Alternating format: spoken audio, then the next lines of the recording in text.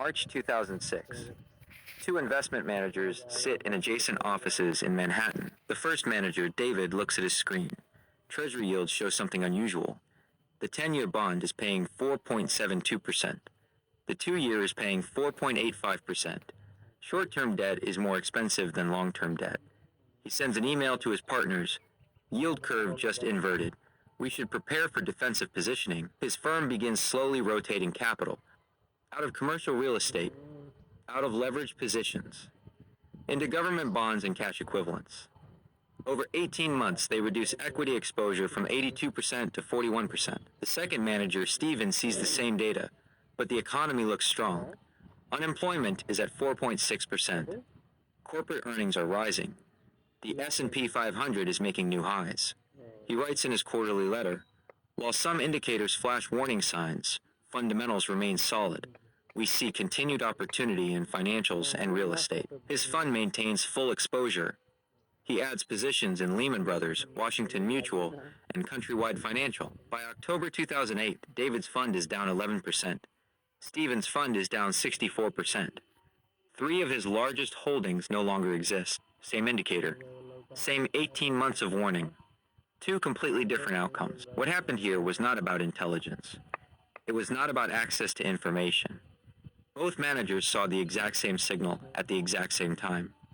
What separated them was understanding what that signal actually meant. Because the yield curve inversion is not just another data point. It is not a prediction. It is a recording of collective behavior by the largest, most informed participants in global finance. When it inverts, it is capturing something that has already begun. I call it the rate reversal sequence. The name matters less than understanding what it reveals. When short-term interest rates rise above long-term rates, it creates an inverted yield curve.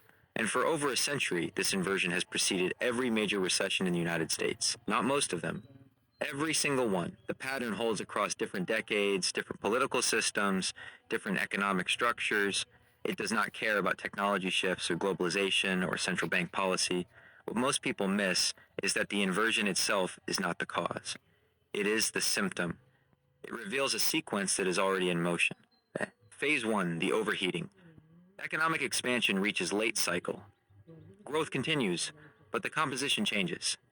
Companies hire aggressively. Consumers borrow against rising asset values. Credit expands faster than income. The Federal Reserve sees inflation pressure. They begin raising short-term interest rates to cool demand. This is deliberate policy. It happens in every cycle. But here is what creates the inversion. Long-term rates do not rise at the same pace. Why? Because large institutional investors, pension funds, insurance companies, sovereign wealth funds are looking ahead. They see the rate hikes. They understand what comes next. They begin buying long-term bonds as protection. This demand for long-term bonds pushes their prices up and yields down. Meanwhile, short-term rates keep rising because the Fed is actively pushing them higher. The curve inverts. Phase 2, the credit freeze. Higher short-term rates create a problem for the financial system. Banks borrow short and lend long. When short-term rates exceed long-term rates, this business model breaks. Net interest margins compress. Banks become less willing to lend. Credit conditions tighten even as the economy still appears healthy on the surface. Businesses that rely on rolling over short-term debt face higher costs. Marginal borrowers get cut off. Investment projects that made sense at 3% rates no longer work at 5.5%. This happens quietly. GDP might still be growing. Unemployment might still be falling. But credit is already contracting at the edges. Phase 3, the lag. This is where most people lose the thread. The inversion happens. Then nothing appears to change. The economy continues growing for 12 to 24 months on average. Markets often make new highs. Employment stays strong. This creates a psychological trap. People see the inversion, watch the economy continue, and conclude the indicator failed. They dismiss it, but the sequence is still running. The credit tightening is working through the system. Companies cannot borrow for expansion. Consumers cannot refinance. The marginal transactions that kept growth accelerating are no longer happening. The economy is running on momentum, like a car that continues rolling after you lift your foot from the accelerator. Phase 4, the brake. Something breaks. Not always the same thing, but something always breaks. In 1929, it was the stock market leverage structure. In 1990, it was the savings and loan system. In 2001, it was the technology sector and corporate investment. In 2008, it was the housing finance system. In 2020, it was supposed to be corporate debt, but the pandemic accelerated and changed the form. The specific breakpoint varies, but the pattern is identical. The credit tightening creates fragility. Some sector that expanded during the boom can no longer sustain itself.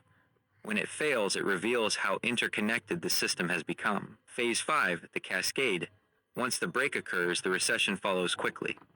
What took 18 months to build collapses in 6. Unemployment rises.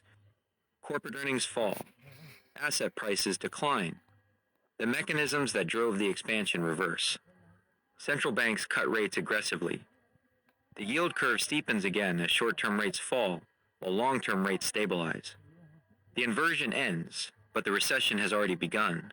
The historical record, 1929. The yield curve inverted in late 1928. Short-term rates hit 5.5%, while long-term rates were at 4.7%. The economy continued growing through most of 1929. The stock market made its peak in September. Unemployment was still under 4%. Then October arrived. The market crashed 25% in 2 days. By 1930, full recession.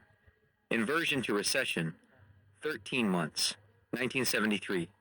The curve inverted in June 1973.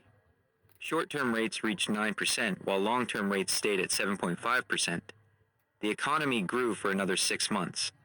Corporate profits were strong. The Dow was still trading near highs. November 1973, the recession officially began.